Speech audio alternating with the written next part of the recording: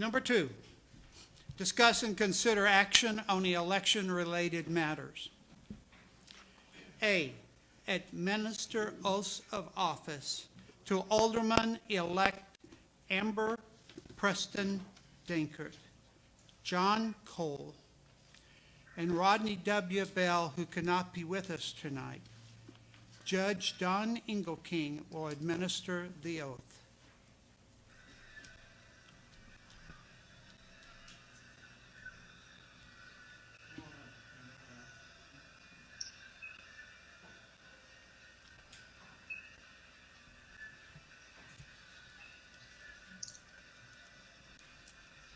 Could we stand with them, please?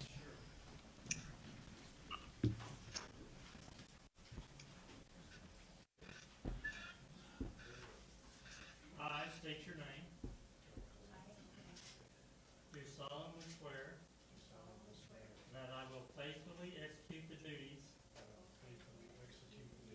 of the office of Alderman of the Village of Salado of the State of Texas, and will to the best of my ability preserve, protect, and defend the Constitution and laws of the United States and of the State of Texas. So help me God.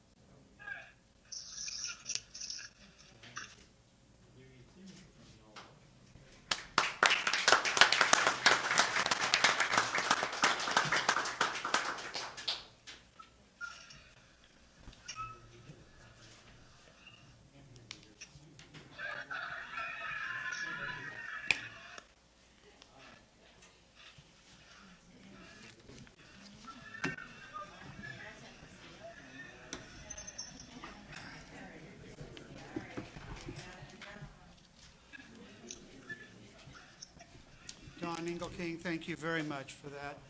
That was very good. Welcome back, Amber. Hi, John. Welcome. You're welcome.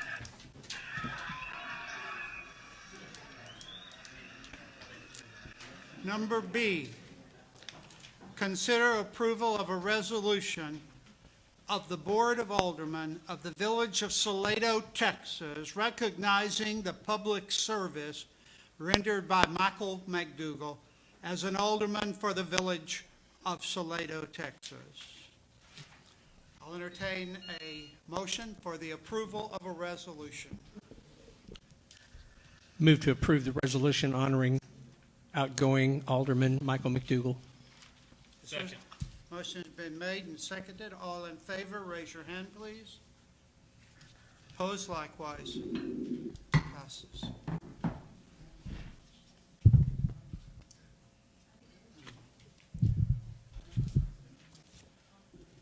Hi, Michael. How are you? Can you see me?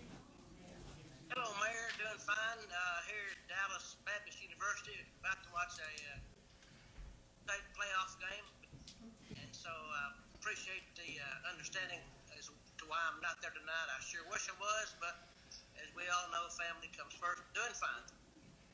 That's good, and I hope things go well for you, my friend. I understand that you have written a letter to us. I have, and if you could share that, I would appreciate you doing that. I'd be happy to. May 16th, 2019. Village of Salado, P.O. Box 219, Salado, Texas, 76571. Attention, Mayor Skip Lansett. Sorry that I am missing tonight's Alderman Appreciation Meeting. This board has always practiced family before village business. I am attending my son's coaching baseball in UIL regional playoff competition and Metro class. For the past 6 years, it has been my honor and privilege to have served the people of Salado. During this time, tremendous board goals have been accomplished. No need to mention each, as they all are most obvious to the public. A special appreciation to you, Frank, Andy, Fred, Michael, and most certainly Don, for the unique teamwork that each of you provided. That teamwork is exactly what provided each accomplishment that I know our village is so proud of. To each of you guys, thank you for your most dependable dedication, patience, courage, and friendship. I would think that the 3 incoming board members will add their personal skills to the most proven leadership concept of all, teamwork. Kindest regards, Michael McDougall. Well said, sir. Well said. Thank you. Now, the board has just voted, Michael, on a resolution number R-2019-03. Resolution of the Board of Aldermen of the Village of Salado recognizing the public service rendered by Michael McDougall as Alderman of the Village of Salado, Texas. Whereas in May 2013, Michael McDougall, having been elected by the citizens of Salado, assumed the office of Alderman of the Village of Salado and served from May 2013 to May of 2019. And whereas in May 2015 and May 2017, Michael McDougall, having been re-elected by the citizens of Salado, assumed the office of Alderman and served his 2nd and 3rd terms as Alderman of the Village of Salado from May 2015 to May 2019. And whereas his career as Alderman and his wholehearted participation in many related functions have earned him the respect of the Village of Salado, and whereas he has served faithfully as a member of the Board of Aldermen and has played a vital role in the important work of this body, and whereas his years of service have been marked by exemplary dedication to the best interest of the community, and his performance of his duties and responsibilities as a member of the Board of Aldermen has been characterized by excellent and constructive contributions to municipal government in our village. Now, therefore, be it resolved by the Board of Aldermen of the Village of Salado, Texas, acting for and behalf of the citizens of Salado, that we hereby express our sincere appreciation and thanks to Michael McDougall for his distinguished service to the community, and highly commend him for the manner in which he has carried out his duties and responsibilities. And be it further resolved that the Board of Aldermen extends him best wishes as he leaves the board. Adopted unanimously this 16th day of May 2019. And may I add Carol's name to that also. Village of Salado, Texas, by Skip Lancet, Mayor. You're going to be missed, Michael. I hope that we'll get to see you again out here in the parks and a part of this. I can't thank you enough for what you did for our roads and for that every Tuesday meeting that you and your committee had with TxDOT and with James Construction in completing this I-35. Mike, it couldn't have been done without you. And we will miss you terribly. So very personally. Thank you very much, all that you have done. And now I'll let the community thank you.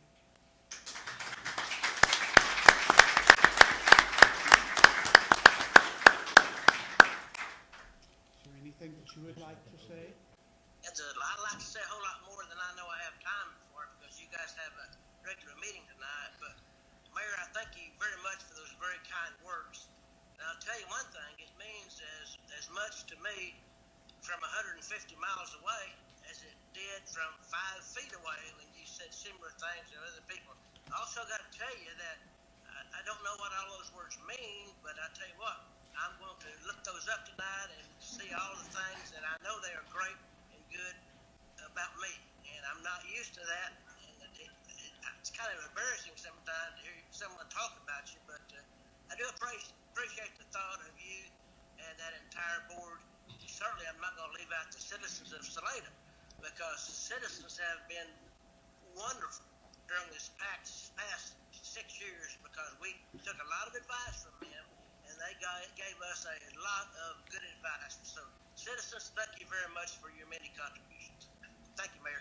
Thank you, Michael, and may your son's baseball team do well tonight. Thank you very much. You might need that. Thank you. Andy, would you please come forward? Andy, go.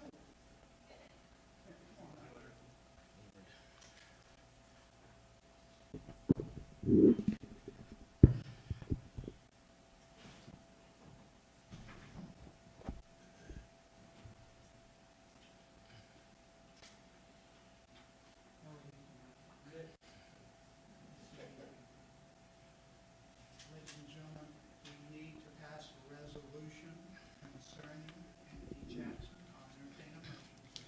Your Honor, I move that we consider approval of a resolution of the Board of Aldermen of the Village of Salado, Texas, recognizing the public service rendered by Andy Jackson as the alderman for the Village of Salado, Texas, and his support system, K. Jackson. Is there a second? There's a second. Is there discussion? Question. Question has been called, and you may want to cover that. All in favor, raise your hand, please. Resolution number R2019-04.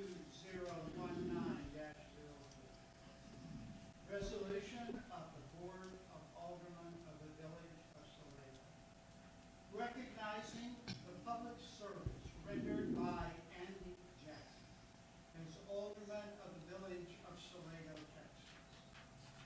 Whereas in May 2017, Andy Jackson, having been elected by the citizens of Salado, assumed the office of alderman of the Village of Salado and served from May 2017 to May 2019.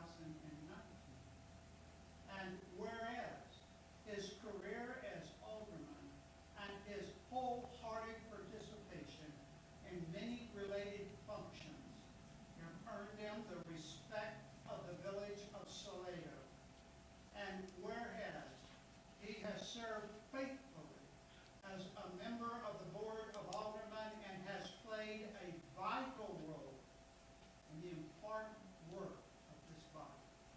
And whereas his years of service have been marked by exemplary dedication to the best interest of the community and his performance of the duties and responsibilities as a member of the Board of Aldermen has been characterized by excellent and constructive contributions to municipal government in our village. Now, therefore, may it be resolved by the Board of Aldermen, Village of Salado, Texas, acting for and on behalf of the citizens of Salado, that we hereby express our sincere appreciation and thanks to Andy Jackson for his distinguished service to the community, and highly commend him for the manner in which he has carried out his duties and responsibilities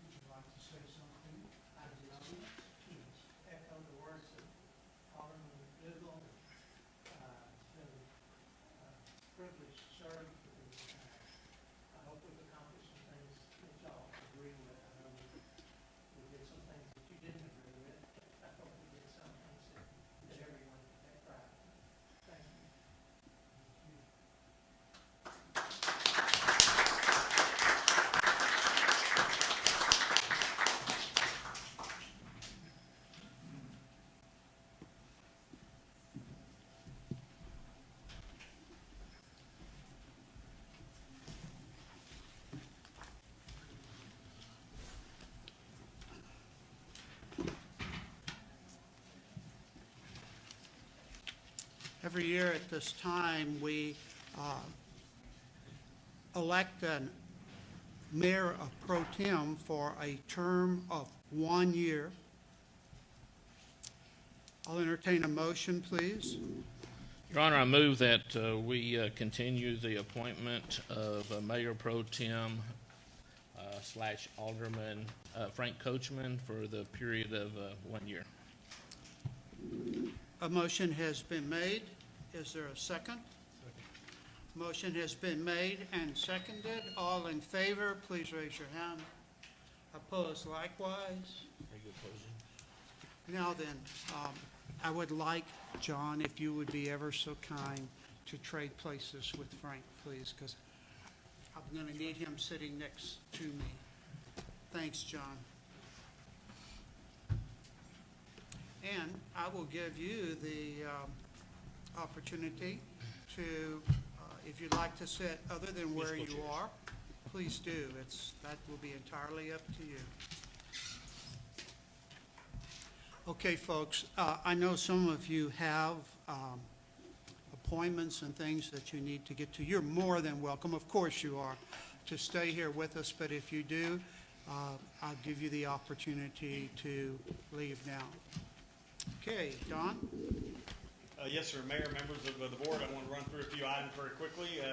First of all, status report on the wastewater project. We've had significant movement in the last 2 weeks in the effort to connect customers to the new wastewater system. Almost 20% of the properties have made a payment of some sort on their wastewater impact fees, either in full or their first installments, and they're working to connect to the system. So you're going to see an awful lot of activity over the next few days in people's front yards and also in people's backyards as they begin the process of connecting. The old Stagecoach plant customers, as you know, were redirected a couple of weeks ago to the new plant, and they'll be getting their first bills from the new wastewater system in June, and they've been advised as such. Design work is nearing completion on the Royal Street wastewater extension. That's the line that's basically going to run from the intersection of Royal where it doglegs, and it'll go out to the new subdivision at Royal that we talked about just a few weeks ago. It also will incorporate the Methodist Church, and it'll incorporate the Shelton property, which is in between where that connection will take place. Stagecoach treatment plant has been decommissioned and removed. We are done. We're cleaning up. Today we made a significant dent. We probably still have a little bit of site cleanup to do, but everything's pretty much gone, and we did it in about 2 weeks, which is much earlier than we anticipated, and we're very pleased to be out of there. We're in the process of working on the permanent connection of the Stagecoach property. As you know, we are obligated in the development agreement to permanently connect them to the new wastewater system, so that process you approved and amended the budget for earlier this evening. This is a look at the decommissioning process. Really was rather simple. At the end of the day, we basically brought in a crane and literally went tank by tank and cut the tanks with a torch, broke them down, and we transported the pieces, the metal. We transported that to a scrapyard in Holland, which not the get rich scheme from the recycling standpoint. At least we recycled it though, and that's a good thing to say. We had no real issues. We encountered no real problems in the decommissioning process. Status report on sales tax collections. The May 2019 sales tax check came in representing March 2019 sales. They totaled some $51,000, almost $52,000. It was the 11% higher than May of 2018. It's the largest May check we've had in our history in Salado. We're continuing to see that trend as far as the large checks go. Fiscal year to date, sales tax collections total some $355,000. That's up about 13% from the same period last year. Fiscal year to date, sales tax collections represent about 87% of the FY 2019 sales tax revenue budget. And of course, we're at about the 67% mark of the fiscal year. So we are running ahead, and that trend continues. We hope that continues. Status report on the Main Street Improvement Project. Crews are wrapping up work on the pre-construction site preparations. You've seen the barriers that have been put up down on Main Street near Stagecoach.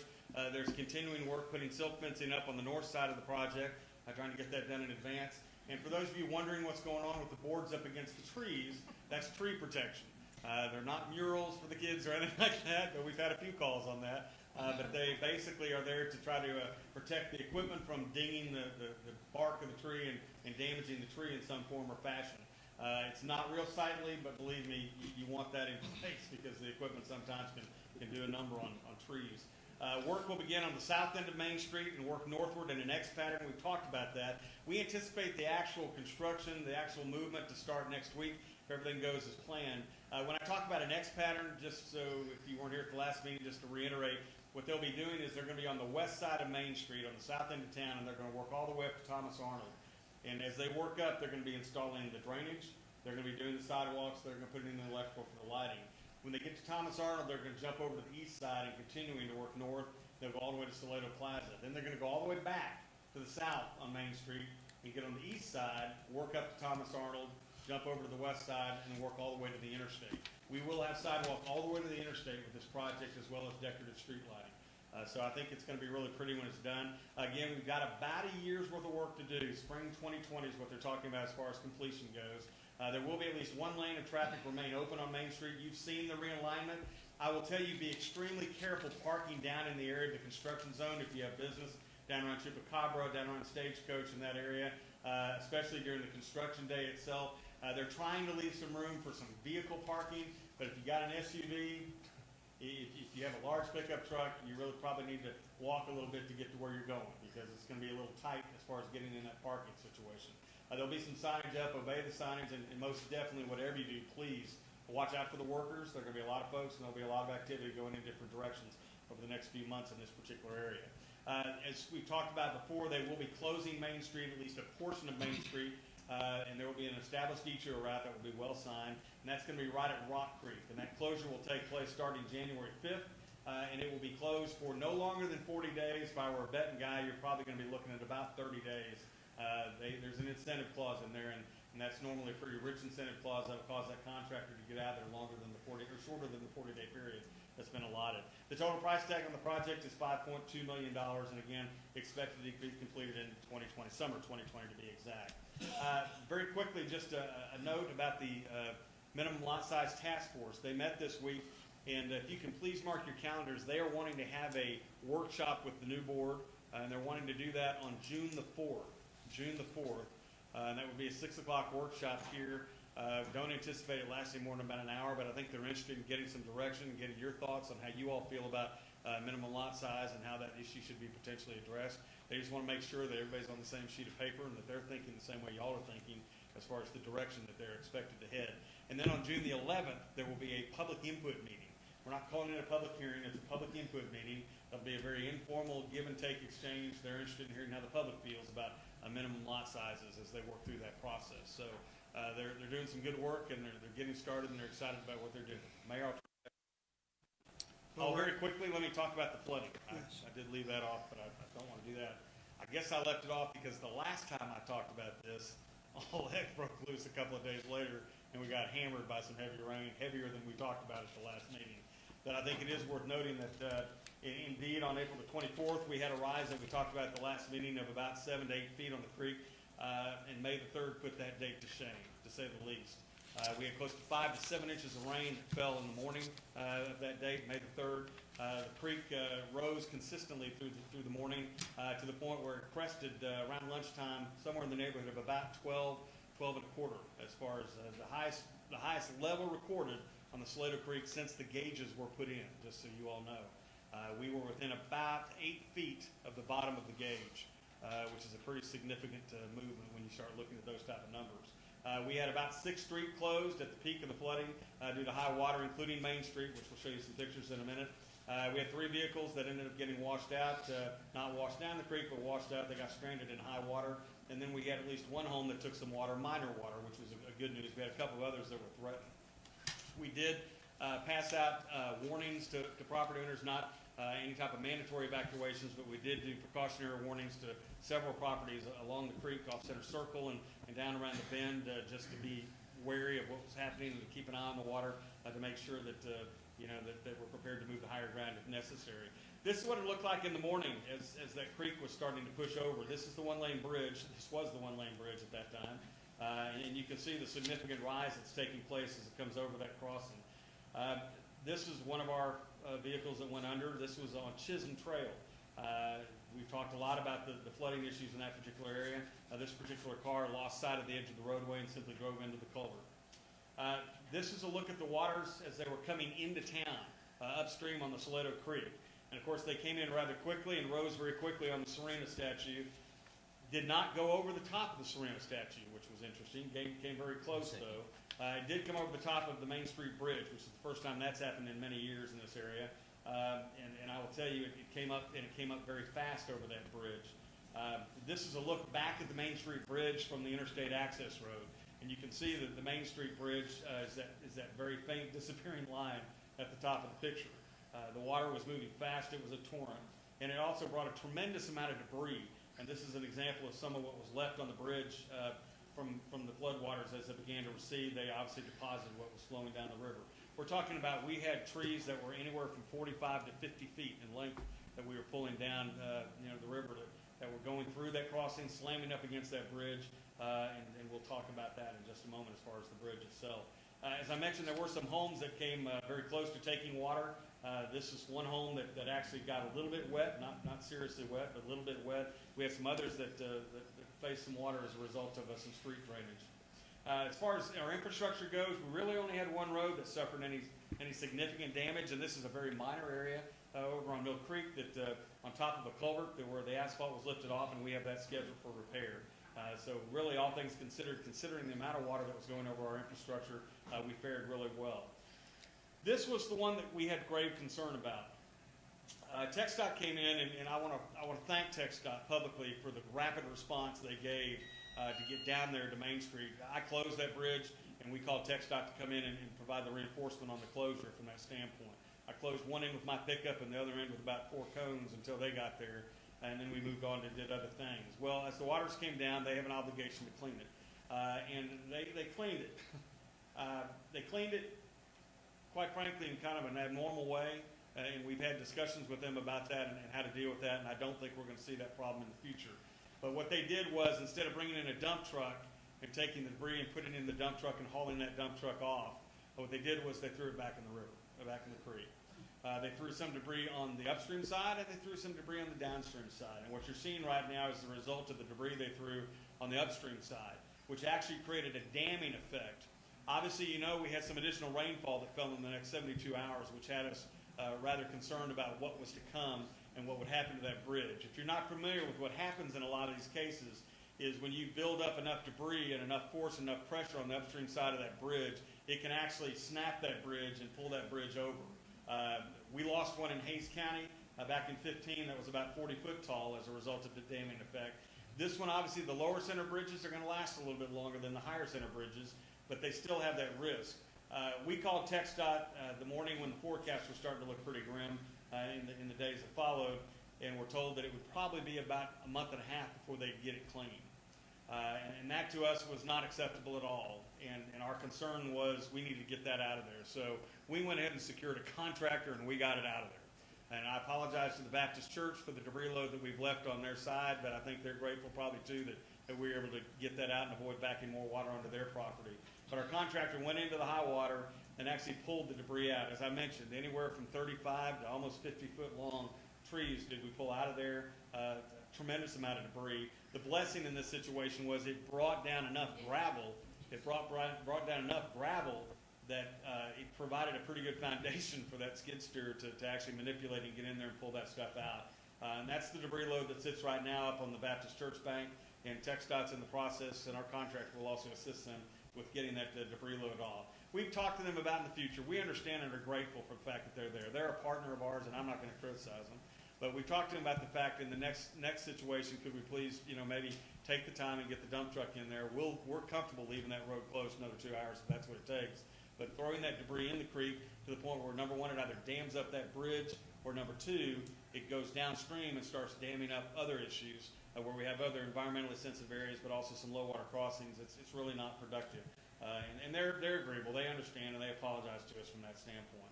So that's what we have as far as the water goes. Let's hope this weekend is fine. We do have another chance of rain on Saturday, but it should not be anywhere near as bad as we've seen over the last few weeks. I will caution you, though, and this is a very true note.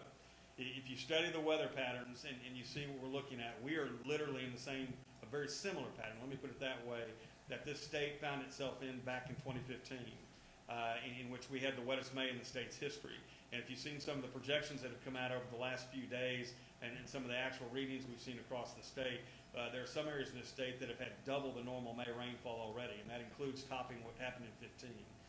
So it's something we need to be vigilant on. It's something we need to be very careful on when it rains. We need to take that serious, and we need to understand this, and that is the fact that while, yes, we've had a week, knock on wood, and Lord thank us for that week, but yes, we've had a week of downtime and some sunshine. It will not take a lot to fire these things back up again. The springs are running full right now. The aquifer is at probably one of the highest levels it's been in many, many years from talking with Dirk at the Groundwater District. And so it's not going to take a lot to move things. The grounds are saturated, so be vigilant. Memorial Day weekend in the state of Texas is always a weekend where we experience a tremendous amount of flash flooding in the state. So God forbid that happens in this area, but we need to keep our guard up and recognize what we're in right now as far as the weather pattern. Any questions to Don that you'd like to ask? Yeah, Don, I have a question for you. Yes, sir. The low water bridge down by the golf course, the west side of that's got a huge gravel buildup already, so the slightest rain is going to flood again. Is there a plan to get that cleaned out before we have more rain? Yeah, well, before we have more rain, the answer to that question is probably not, because there's a state permitting process we've initiated with them. We're actually going to get a gravel removal permit, which is what was secured several years ago when they did that. The problem with those state permits is there's a limit on how much they will actually let you take out as far as the volume of the gravel that you get out of there. But we're looking at, we've talked to them about two areas. We've talked to them about down here by Serena, and then also down there by the low water. We've got one side of that low water crossing, the single low water crossing down there, where we have a significant gravel buildup, and it's on what I call Creek Right. And so yes, the plan is to try to get in there and get that moved out of there. That will not be a cheap endeavor. I think in the past, money was raised to make that happen, but I will tell you that as soon as we get the permit, we're going to move on it. And if we need to replenish our coffers from some other means, we'll do that. But we need to do that. I will say this, and that is the gravel permit process at the state of Texas is kind of different. And it doesn't make a lot of sense, and it's a little frustrating when your community sees a deposit like we've seen and like in other communities I've been that we've seen, and we're told that you just need to let Mother Nature run its course. It'll eventually resolve itself. And that's fine to say that unless it's your house at the crossing that now has a 6-foot wall of gravel that's going to push water in your direction, or if it's myself as a city manager that's staring at a one-lane crossing that if that goes will have a significant impact on traffic flow and the way of life in this community. So the good news about disasters that are declared where FEMA gets involved is, and thank the Lord we didn't reach that level from a community standpoint, but from a relief standpoint, FEMA would fund the removal of that gravel out of that. And their feeling is it puts your infrastructure at risk, so remove the gravel from behind the infrastructure. So that's kind of where we are, but I think that our intent is to get in there and try to move that out, yes. Thank you. Don, also, as far as the permitting goes, have we talked to Fish and Wildlife, especially in relation to our biological opinion, to make sure if we do come down here that it's not going to be impacting the BO? We've pulled that out, and we've begun the process of reviewing that to make sure we don't cross that line, absolutely. In particular in the area of the springs. The one thing we have found out in looking at the springs is it looks like there has been some reconfiguration of the openings as a result of some of that gravel, which is no surprise considering what came down. Any other questions, please? Yes, sir. Hey, Don, back on the wastewater project, you said that we're going to be putting a line down to that we're doing the design work on the line to the new housing addition over on Smith Branch. Who's paying for the design, and how is the money mechanism going to work before we start the construction of that? We won't start construction of that until we have refunding agreements or reimbursement agreements with the property owners who are going to be connected to that. Obviously, the Methodist Church is already on board. They're in the system as it is. Sure. We're simply going to catch a backside. But the Sheltons will pay a pro rata portion of that particular line extension and the design cost, and the developer will pay his pro rata portion. He obviously is going to pay the lion's share of it because he's the ultimate benefit, probably the biggest beneficiary by a significant amount. But before any construction's done, there'll be reimbursement agreements in place. So who's paying for the design right now? This stage, again, we've fronted that design to be able to get a true cost estimate to go talk to them about, but we'll recover that through the reimbursement process. Okay. I think we talked about that when we authorized that. Okay, got it. And then, back on the Stagecoach, removing the old wastewater treatment plant. Is the Stagecoach folks a little bit more happy with us now? Yes.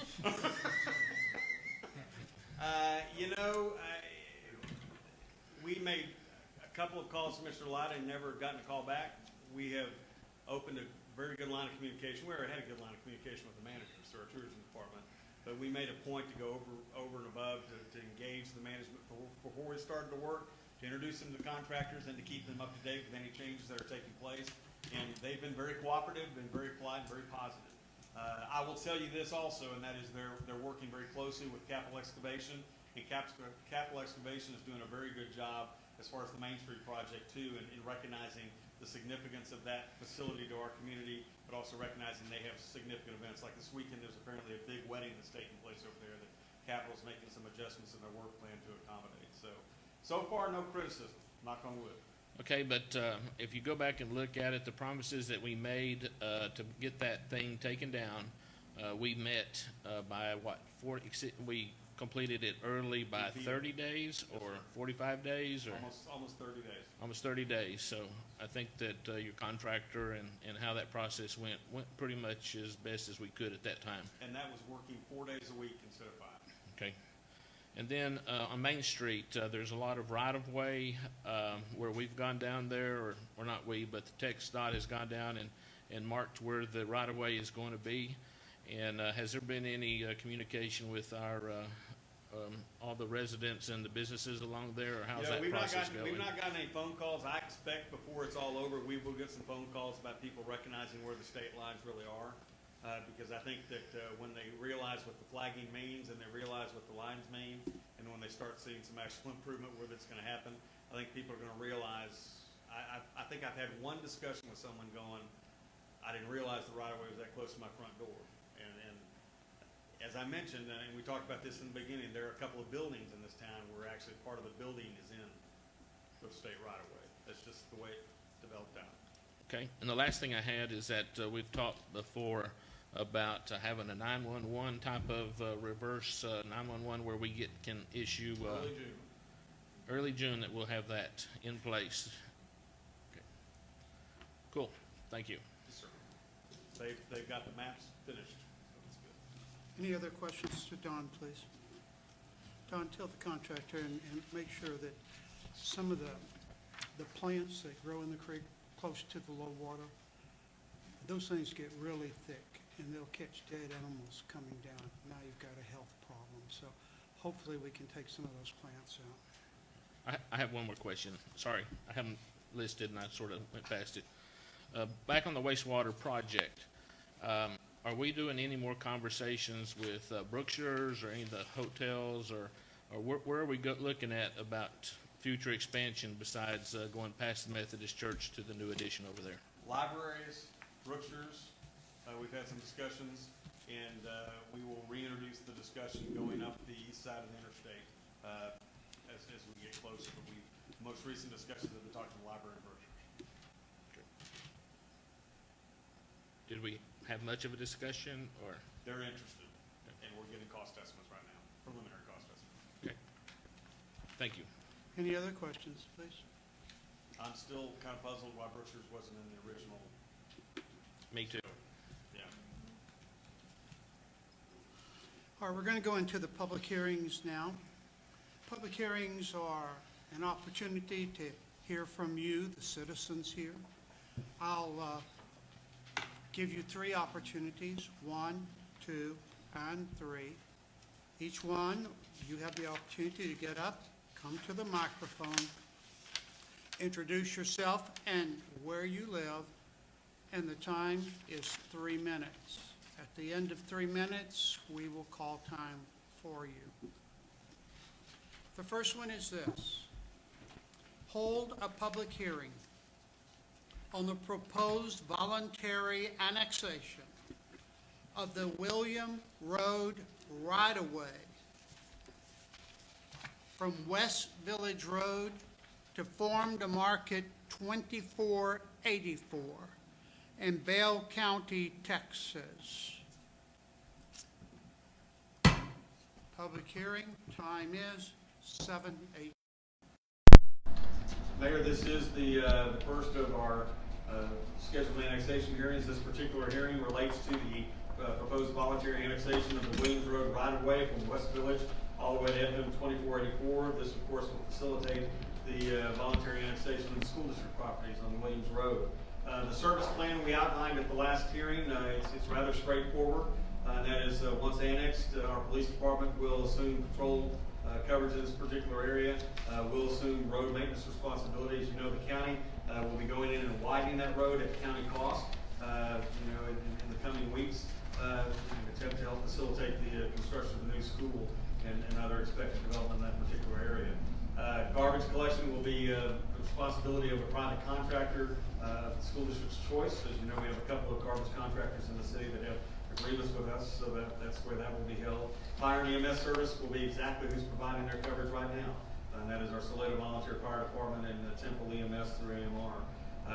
From an electrical standpoint, obviously they'll have the electrical contractor there, the electrical provider of their choice, Encore being the wholesale provider. So it really is a rather straightforward service plan, and it's ready for you for a public hearing. The way this process works is you have these public hearings. This is the second and last public hearing on these annexations, and then at your next meeting, you'll consider the first reading of an ordinance to formally annex these properties and adopt the plans. First of all, for anyone who would like to speak to number A, please.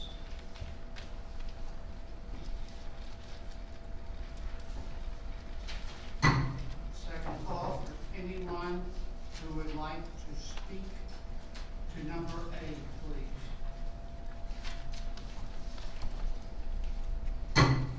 Third and final call for anyone who would like to speak to number A, please. Public hearing on this number A is closed. The time is 7:21. B, hold a public hearing on the proposed voluntary annexation of Salado School Road right-of-way from West Village Road to Thomas Arnold Road in Bell County, Texas. The time is 7:22. John? Yes, sir. This is your second proposed annexation. This particular annexation is a voluntary annexation of Salado School Road right-of-way from West Village Road to Thomas Arnold. This is intended to facilitate the annexation of the Salado ISD school properties, which are being voluntarily proposed for annexation. The service plan will remain the same as we talked about with the Williams Road property, so it's available for you for public hearing. First call for anyone who would like to speak on number B.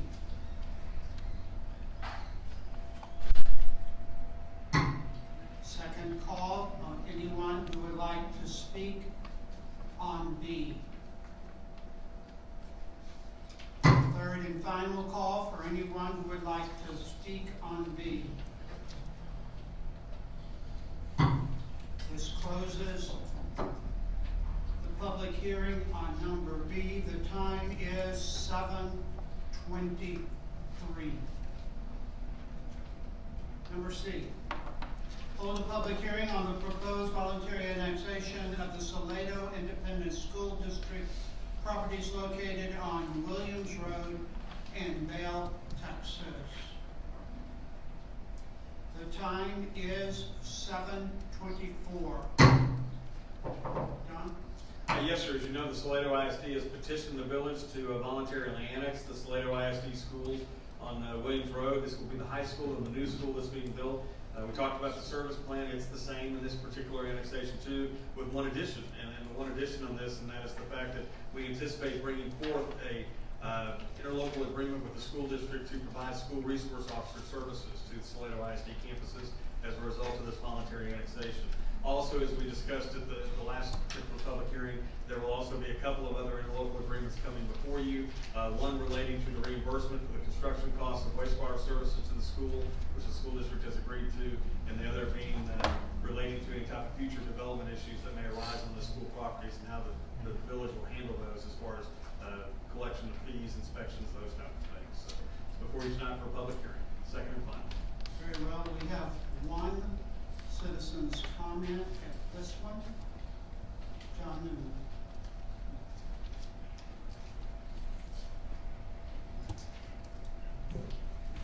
I'm John Newman. I live at 2221 Chisholm Trail, and for the benefit of the community members, I'd like to restate my original comments on the first public hearing that we should reconsider not charging an impact fee to the school district. By not doing so, the accounting all falls upon village citizens versus the entire school district and people within the school district. Thank you. Thank you, John.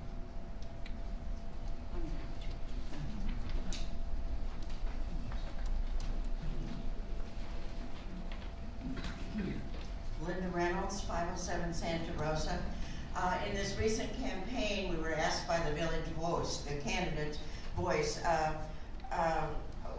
do we think we should kick people out of the ETJ if they're not coming into the village and joining us? And I got thinking about the school and the impact fees, and I realized, of course, some of the impact fee, if we charge the school an impact fee, would come out of my pocket when I pay my school taxes, but it would also come out of everybody in the ETJ's pocket to help us pay for the sewer system.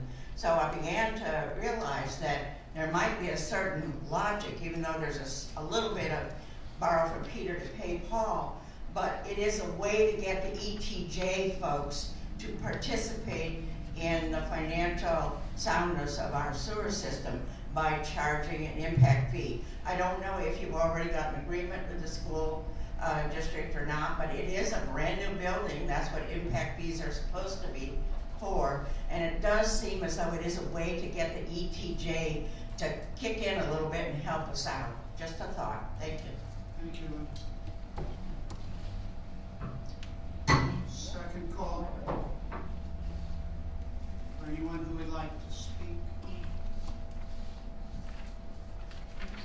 Third and final call for anyone who would like to speak.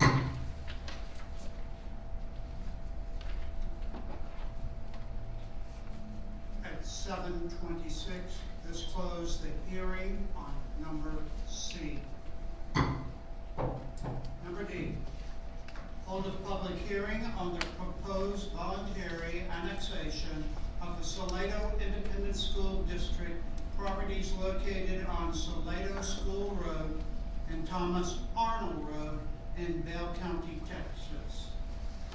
The time is 7:27. Don? Yes, sir. This is the last of the public hearings tonight on the annexation. This particular annexation is a petition that was submitted by the school district to voluntarily annex the Salado ISD properties located on Salado School Road and Thomas Arnold Road. The service plan remains the same, along with the caveat, as I mentioned, about school resource officers in this particular case. And as we mentioned, there are interlocal agreements that will accompany. So it's before you for your last public hearing there. The time is 7:29. First call. Anyone who would like to speak to D. Second call. Anyone who would like to speak to D. Third and final call for anyone who would like to speak to D.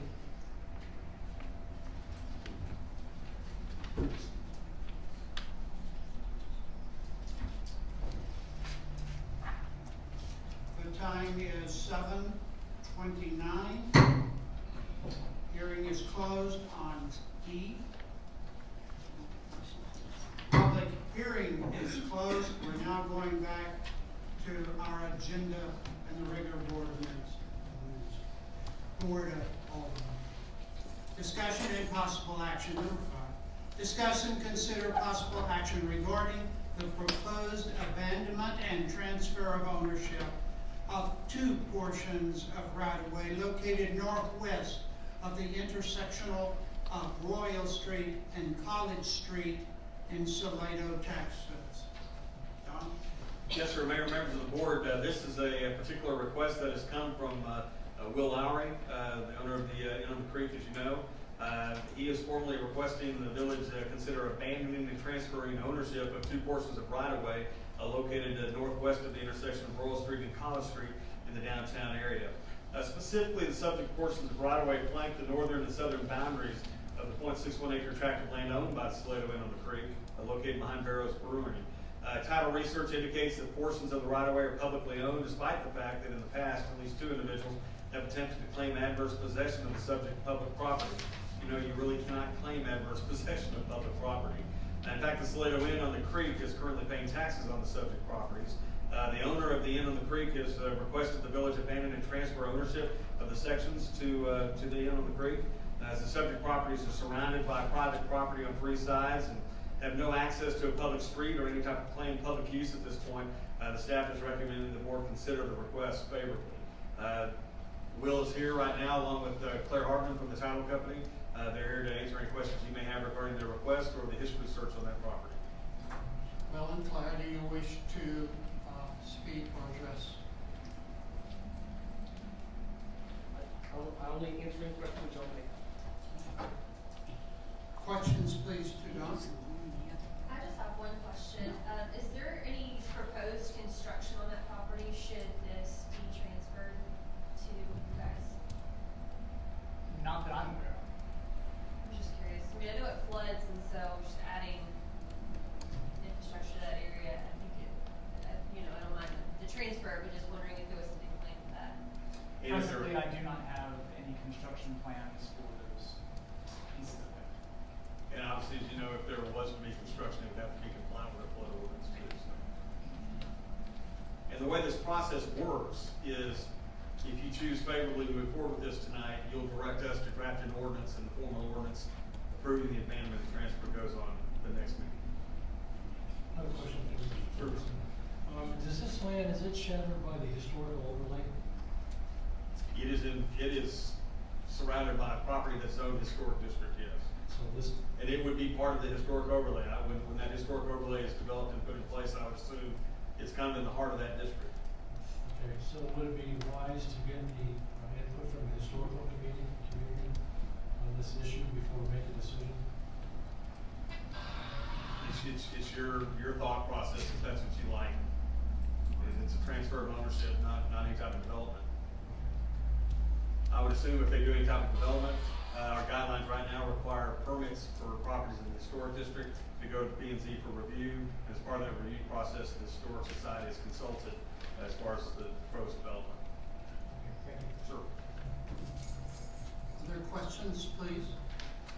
Don, how does this piece of property relate with the one that KD and Barrows brought for our consideration? Is this the same piece of property? No, sir, it's not. If you look at the map that's before you right now, you can see, Mike, that the property that we're talking about with Katie and Will's included in those discussions where we're talking about working out a lease, which I'll talk about that discussion in a minute. The property runs basically perpendicular, top screen to bottom screen between those two properties. So it basically is on the left-hand side of those two strips, and it connects those two strips actually. You can see the line if you look closely. You can see where it's drawn out from the edge of the tennis courts all the way to the creek. Yes, that's it. Yeah. So a different piece of property. Where we stand on that lease agreement is we're in the process of finalizing the draft of the lease agreement. We met with the surveyor the other day to get the formal legal description, and he's promised to have that to us in the next few days. So we'll be bringing that to you all. And for the new members' edification, what we're talking about is that strip of land. It's actually public property. We received a request to basically turn that property over, and the board at the time said we'd rather do some type of long-term lease because that property may serve a public purpose at some point in the future, like maybe if we choose to go across the street with some type of bridge or some type of pedestrian access, that might be an entry point from that standpoint. And Barrows understood that, and Will understood that. I think the thought process that we're talking about with that is an agreement where, on the creek, we get half the property in a lease. Barrows would have the property in the lease. They would be responsible for maintenance, all that type of stuff. And if the village ever needs it at some point during that lease, then we have the ability to go in and do that. Well, the sliver that's numbered, the last three digits is 313. That actually backs up to the Barrows. Back to the edge of Barrows on one side, on the other side, Creek property. Okay, so Barrows has not asked for any kind of consideration on this? And the recommendation of your staff is to approve this? And the final note I have is, who's paying taxes on these two slips right now? Right now, the taxes are being paid by Mr. Lowry, and they've been paid by Mr. Lowry for a couple of years. This dates back, it's a very strange, complicated web of back and forth on this property, dating back to Mr. Crutchfield, to Mr. Brown, who was actually, involved at one point, to Ms. Campbell, and through the web, it's ended up in this situation. It's never been deeded privately. If you go back and look at the original Salado map, it shows it as right-of-way, it shows it as county right-of-way, and we inherited it when we incorporated it. I know the one that runs north and south, you and me have talked about possibly putting a step across the creek so that, you could actually access Pace Park from the, across the creek by stepping stones, kind of. And we actually talked to Braden about that this week in our meeting with folks there, and they were kind of intrigued by that.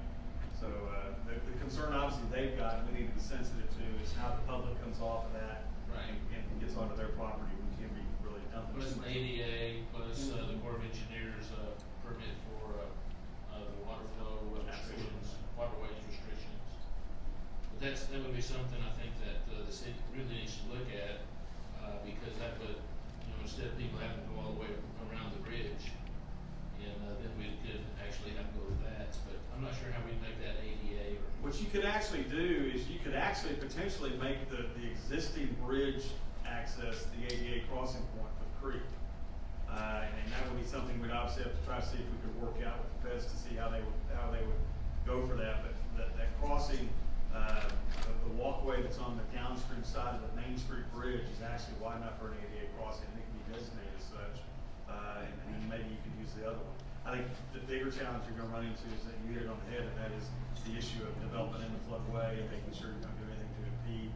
Plus, you're potentially in an area where the springs are, so we're gonna have to be sensitive, as Amber pointed out with bio. Right.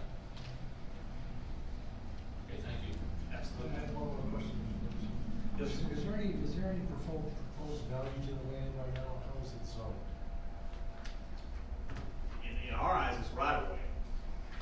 Okay. So value-wise, no, we've not done an appraisal of the value of the property. My hunch is it's landlocked from a standpoint of gaining access to it from a public roadway, anything like that, so that's gonna diminish its value from a right-of-way standpoint. Yes, sir. Any other questions, please? Before we can go to any other discussion, we have a motion on the floor, please. I'll entertain a motion. Your Honor, I move that, we consider action and direct the staff to, proceed with abandoning and transferring ownership of the two portions as indicated in this, item on the agenda.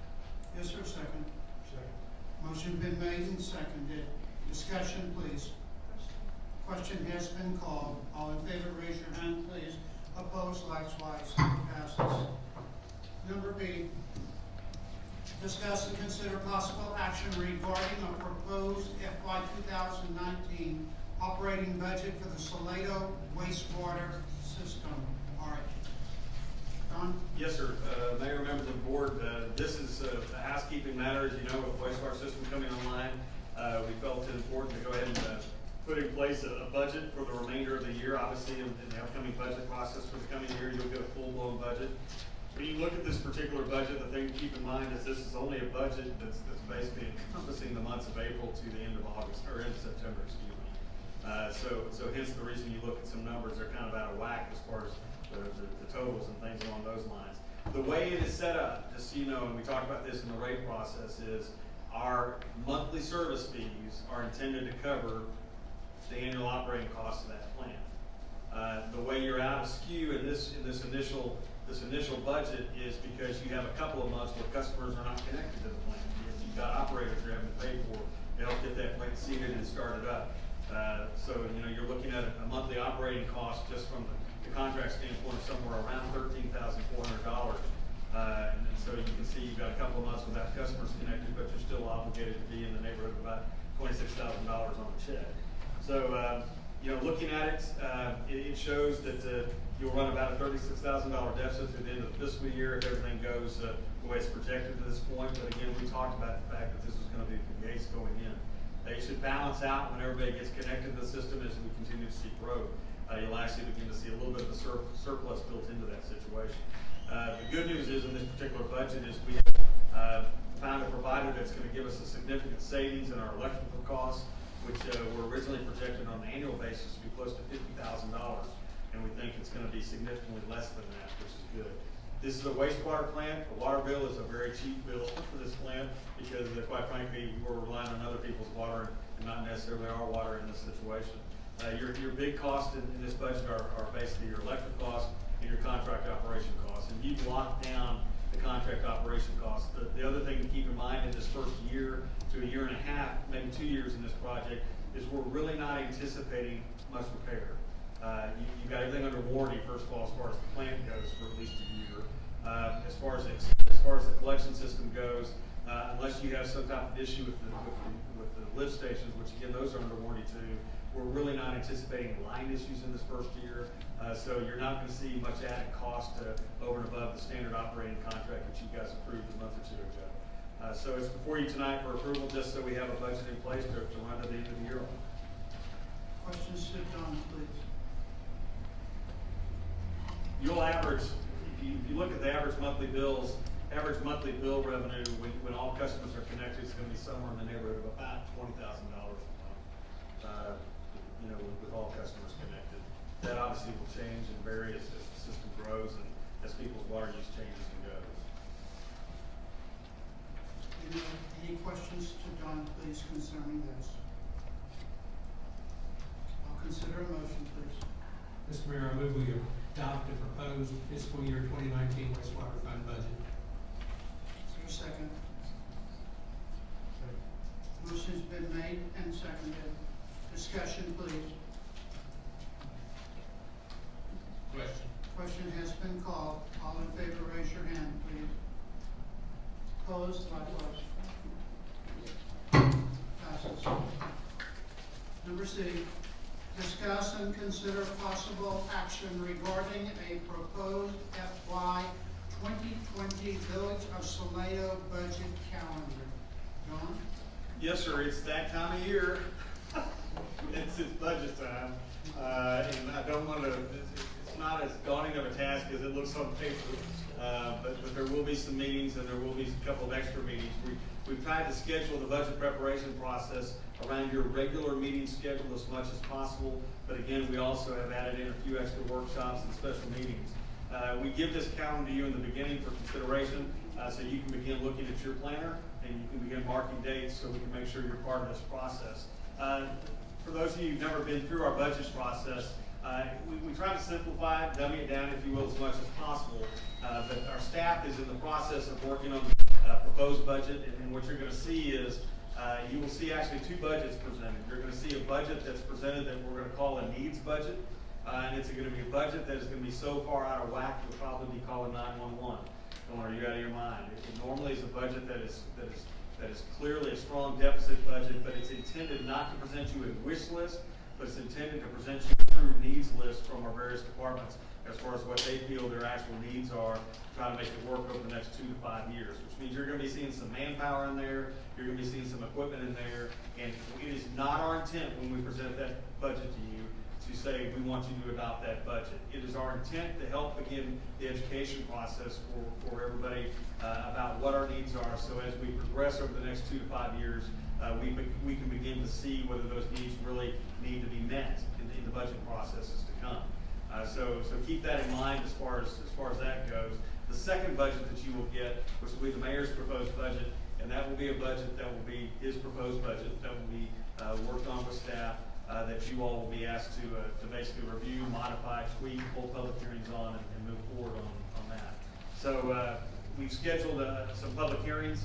The way we have this schedule planned out at this stage of the game is that we would be at a point where we would adopt the budget and an appropriate resolution relating to that and adopt the tax rate in mid-September, which is September the 19th. I think we did that last year, which was earlier than we normally do it in this village if you go back and look at the past. We will be issuing a call for public comment and public input on the budget in the very beginning of this process. We'll get with Tim at the paper and see if he can help us and kind of issuing the call for people to give us a buzz and let us know what they would like to see the village pay more attention to as far as our expenditures, our priorities, if it's streets, if it's drainage, you know, if it's signage, if it's lighting, if it's, you know, whatever. You know, we're interested in hearing what the public wants to see. And that's not just at the beginning of the process, it's during the process. I will tell you that it is your budget as a citizen, and I think that's important that people need to understand. It is your budget. It's not my budget, it's not their budget, it's your budget, it's the citizens' budget, and we all pay for that budget as taxpayers, and so it's important that you have a say in it. And not just during the formal public hearing process, but let us know early on so we can begin the planning process and get ideas out there to the point that typically what happens in communities is they wait until the very end when you go through the obligatory public hearing process and the budget's already been talked, chewed on, and the cement's starting to set. You know, and then you start saying, no, let's change it, and it's difficult sometimes to change those. So the earlier we hear about that, the better. I will tell you, there's no idea, there's no bit of input that is bad. So, and there's no bit of input that's crazy. So please engage if you can, and let this board know exactly what it is you're interested in seeing as far as our spending plan for the coming year. We are waiting to see the final impact of the legislature on taxes. And I think at this stage of the game, it's a little premature to say exactly the way things are going to work out over the next 2 weeks with the final tax legislation. We've all read a lot about that, but I think there's a possibility that we can see an impact. You know, as a small city, not just as a large city, in particular in regards to the rollback requirements. But we just need to kind of see the way things plan out as far as that goes. Somebody asked me the other day, how big a tax increase are you proposing? And I said, I don't know. Who said we're proposing a tax increase? I think it's just too early to say at this stage of the game until you get into the process. But that said, Mayor, you've got the calendar that's before you that kind of charts out the meetings, the work sessions, it sets out some of the key dates as far as the delivery of the needs budget, the delivery of your proposed budget. It sets out the public hearing dates, and it also sets out the publication dates for the newspaper, so we know when to get the ads over to Tim in the game. So with that said, it's before you tonight for approval. It is not set in stone. It can fluctuate, it can vary, but it's meant as a guide. Questions to Don, please. Ron, this isn't a comment, and this isn't a question, it's more like a comment. On July 11th and July 18th, I'll be unavailable. You got it. And we assume that on July the 3rd, because July the 4th this year falls on the 4th, July the 4th falls on the 4th. My son graduated from A&M last week. July the 4th falls on Thursday, so the assumption is that you'll have your regular meeting on a Wednesday. But that's still to be determined by y'all, and I appreciate you letting me know about this 2 days. And Rodney, I think, will be out those dates too. And just as a reminder, you've doubled your A&M contingent here on the board here. So Nothing wrong with that. Any questions to Don? I'll entertain a motion, please.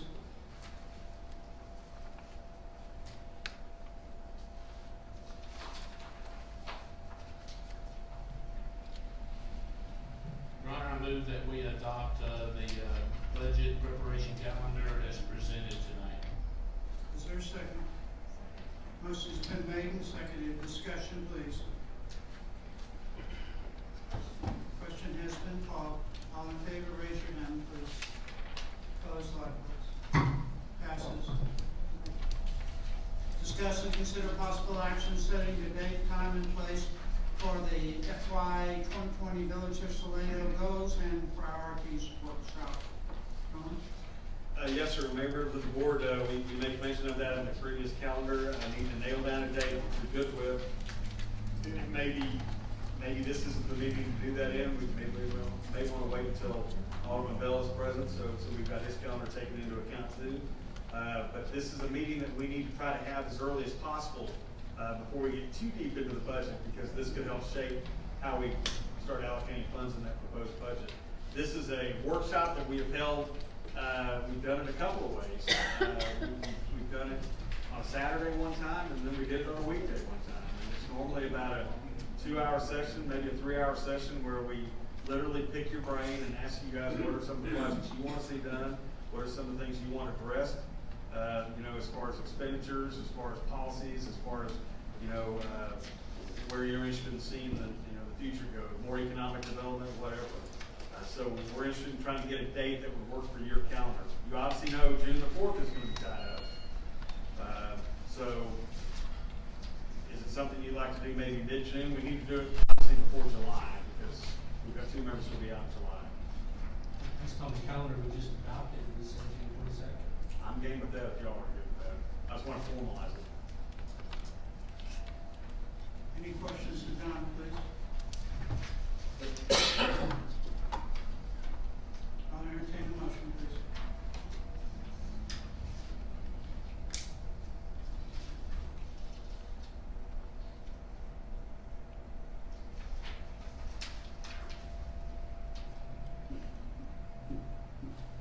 Move to adopt June 22nd. Second. This is the 22nd. Discussion, please. Question? Question has been called. All in favor, raise your hand, please. Opposed, likewise. Passes. Discuss and consider possible action designating signatories for the Village of Salado bank accounts. Don? Mayor, this is a housekeeping matter we do every time we bring in a new council. We need to have the board designate signatories for the coming year. Staff would recommend you have the mayor, the mayor pro tem, and the village administrator. As you know, all of our checks require 2 signatures. So it's important that we have more than 2 people on that signatory list. Questions to Don? Would it not be prudent to have more than just 3 people in there, just in case? I have no problem with that. You had 4. I think we just finished having 4. We need to make sure they're accessible. That's the key. In particular during the day, because so if we've got some folks who are going to be close to home during the day, that would be helpful if we could do it for. Other questions, please? I'll entertain a motion, please. Mr. Mayor, I'd like to nominate Michael Coggin to take Michael McDougal's place on that list. And have the mayor pro tem and the mayor and myself as the other 3. Or there. Well, we need to redesignate by motion. Yes, what you said. Okay. Is there a second? Motion been made, seconded. Discussion, please. Question has been called. All in favor, please. Opposed, likewise. Passes.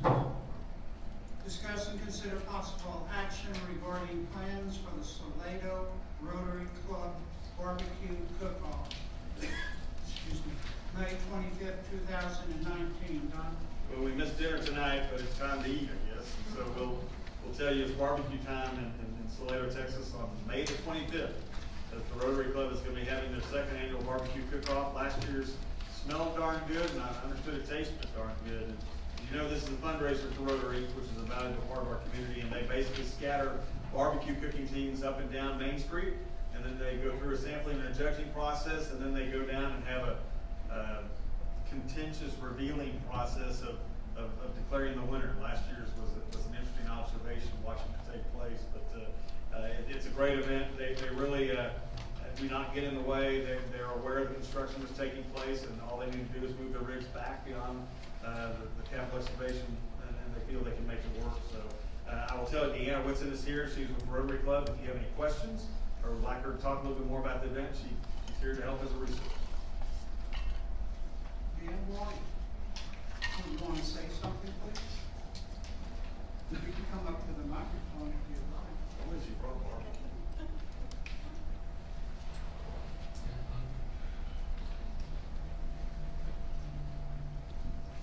Howdy, good evening.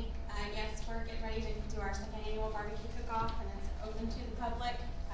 Buy your wristbands and come and taste the cooker routines and and help them judge. The community can judge who they pick for their best team as well.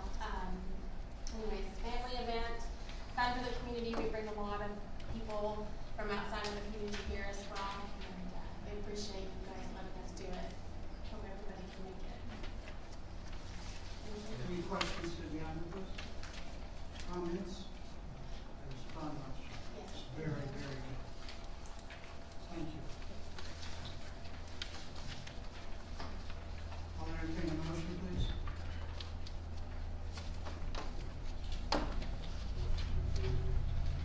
Motion has been to approve this cook-off. Is there a second? Second. Motion been made and seconded. Discussion? I have a question for you, Don. In regard to TxDOT, when we're ready to go there, the street refurbishment going on, is anybody working with TxDOT to minimize on the ditch if they have this cooked off, like keep things cleaned up and to minimize the impedance of the construction versus the event? Yes, they are. They will, TxDOT's, their crew's gonna take special care in cleaning up after every workday. They know this event's coming up on the weekend, and they'll do an extra cleanup from what I understand as far as that goes. And they're also gonna make sure they know where the cooks are gonna be, that they've got their area very well secured. So, the one thing about TxDOT, John, is, as we talked about, is they're keenly aware of our community events and what all goes down on Main Street, be it stroll, be it this, be it History Days coming up. And so they're taking some extra special precautions to plan for and to plan around those activities. Thank you, sir. Sure. Are they gonna work that day? You know? No. TxDOT's not gonna work that day? Not on Saturday. Great. The only time you're gonna see them working on Saturdays and Sundays in most cases is gonna be during that bridge, and that'll be a 7-day-a-week process. Do I have a call for the question? Question. Question has been called. All in favor? Opposed? Passes. Number G on the back side of the page, discuss and consider possible action regarding a proposed lease agreement with Capital Excavation for use of village right-of-way located at the intersection of Center Circle and Royal Street. Again, another housekeeping matter, as you know, we have that piece of right-of-way that's catty corner to the shed that was used by McLean Construction during the wastewater collection process, and Capital Excavation is needing a staging ground for their materials. It makes sense to use it again, and this agreement simply formalizes their use of that. There's no cost involved. The one thing I would say, and that is we need to add language in our adoption of this, and that is we have language in there that basically indemnifies the village against anything they may do, any issues that may arise on their part, but also set up a deal that if we need to terminate in 30 days, they've got a 30-day termination for their cause. We need the same 30-day ability in ours. But they're good with that. No cost involved. And it's basically to document out what they're going to do. Questions, please, to Don. I entertain a motion, please. Mr. Mayor, I move that we approve the proposed lease with Capital Excavation to allow for use of the right-of-way at the intersection of is it Royal? Royal and Center Circle. Royal and Center Circle, okay. And authorize the administrator to execute it. And authorize the administrator to execute it and insert the 30-day clause. Is there a second, please? Second. Motion been made and seconded. Discussion? Question has been called. All in favor, raise your hand, please. Passes. We're now going into the workshop. It's number 6. It'll be the final item on our business for tonight. There are 2 parts to it. Number A, discuss and consider issues relating to the possible appointment of an associate judge for the Salado Municipal Court. John? Yes, sir. This is an item we talked about a couple of months ago, and we've been trying to work through schedules to have just a brief workshop on it. Right now, as you know, you have an appointed municipal court judge, and that's Judge Engleking, who was our long-term JP here. He's been our municipal court judge for several years. There's been some discussion, about what happens if for some reason the judge isn't available. Do you just delay the process and make people wait, or do you potentially have a backup judge? And in this situation, that backup judge would be called an associate judge. so we've talked to Judge Engleking about that. He's expressed interest in potentially having such an appointment, and he is here tonight, Judge, if you want to come up and maybe talk about your thoughts on this associate and how it might work and how it might benefit the village and what interest you've had from others. You bet. It's just kind of an insurance policy, I guess you'd say, because, you know, we don't ever know what's gonna happen when. And, the only thing that they would really be required to do is in my absence to go ahead and carry through.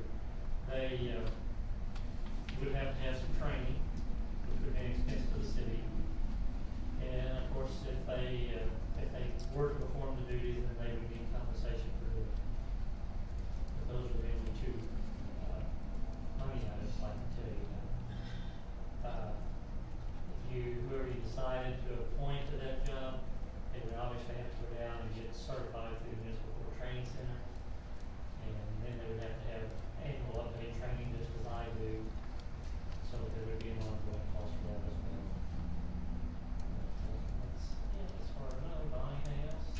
No, the question came up about the compensation piece, and we'd have to work that out if y'all chose to move forward with this. I mean, obviously, if they're filling for him, we pay the judge on a monthly basis. It's a flat fee monthly basis, so we may end up breaking that out in those months where the judge has to fill in for him to the point where we share that compensation, so we're not paying additional fees in that sense.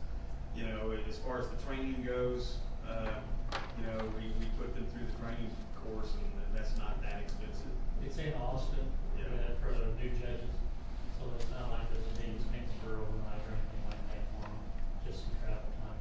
$200, yeah. Are you gonna go on a cruise to Hawaii or anything in the next week or two? Nothing I know of. Trying to get a house built, I ain't going nowhere.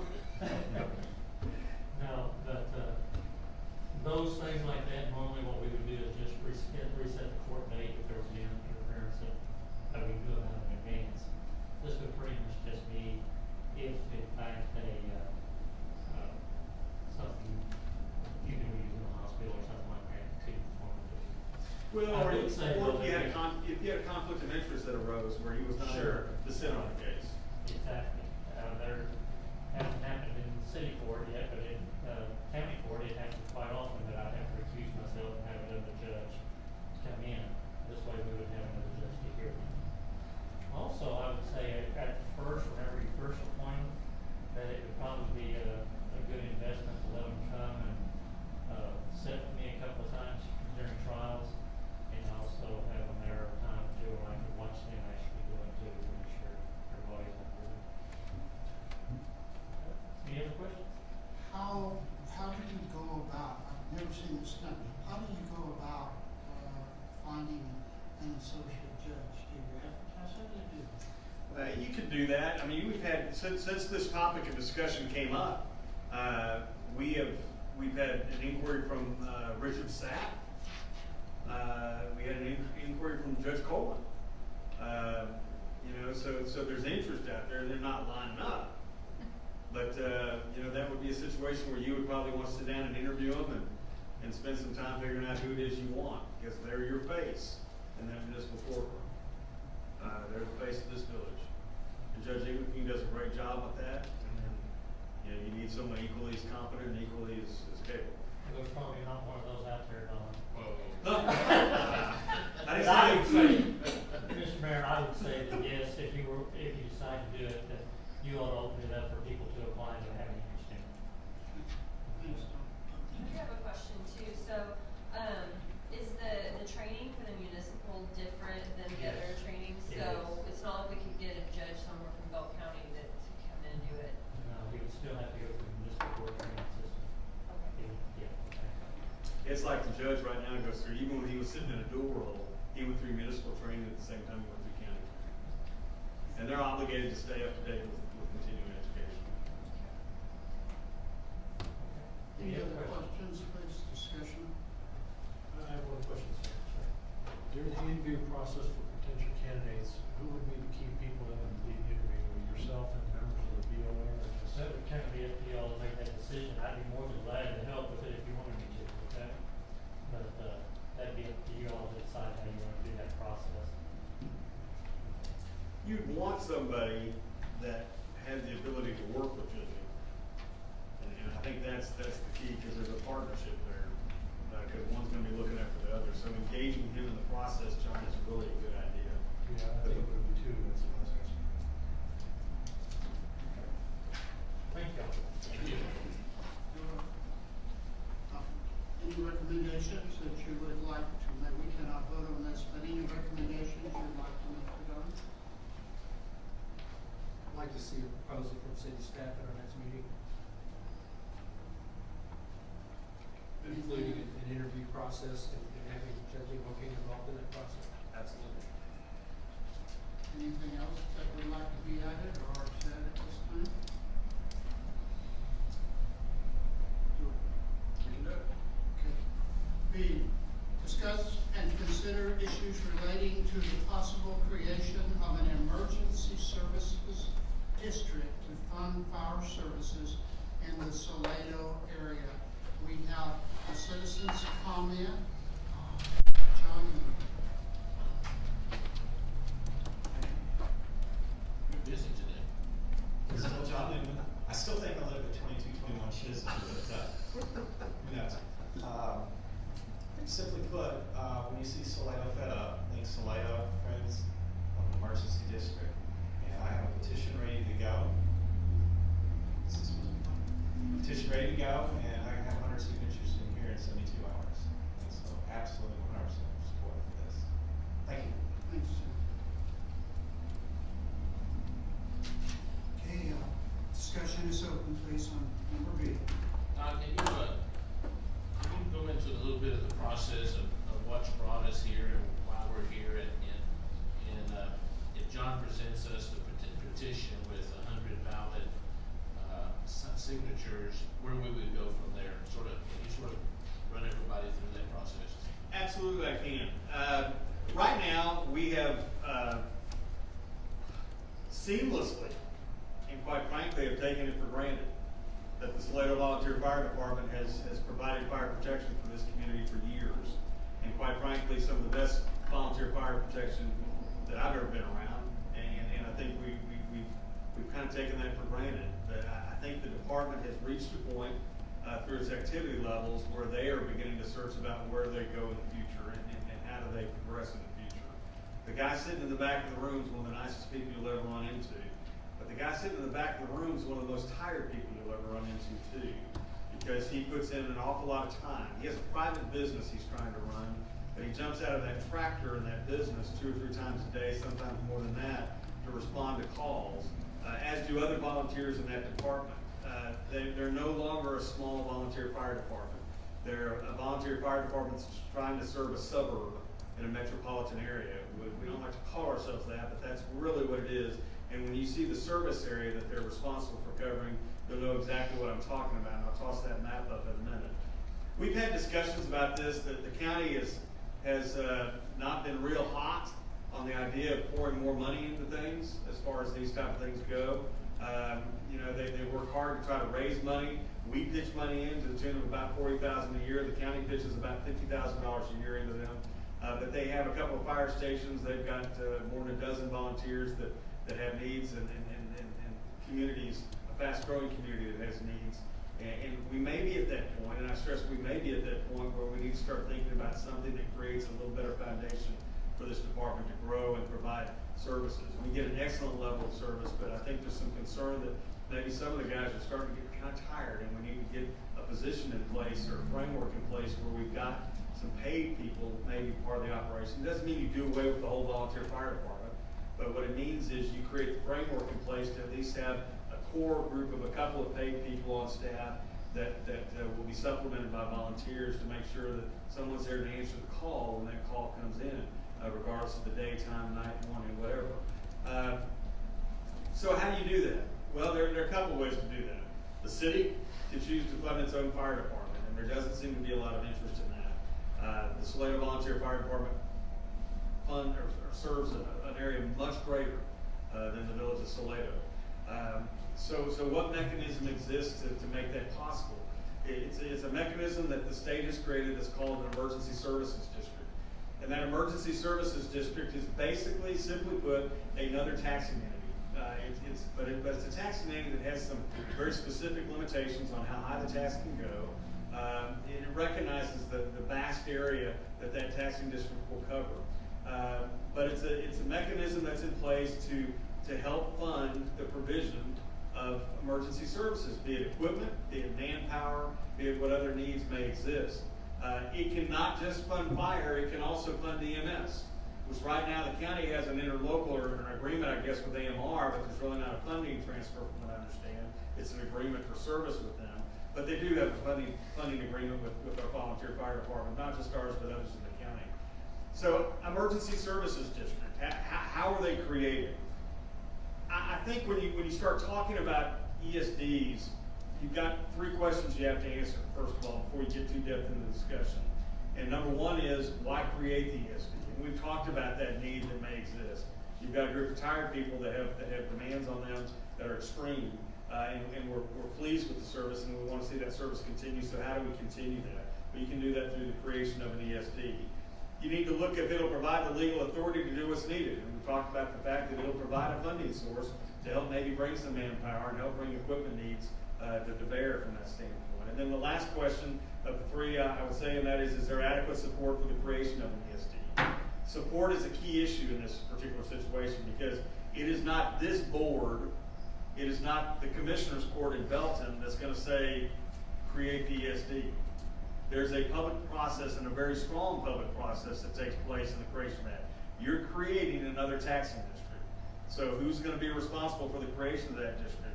The voters at the polls are going to be responsible for that. So how do we go about doing this? You go about doing it by gathering and analyzing information first and foremost, okay?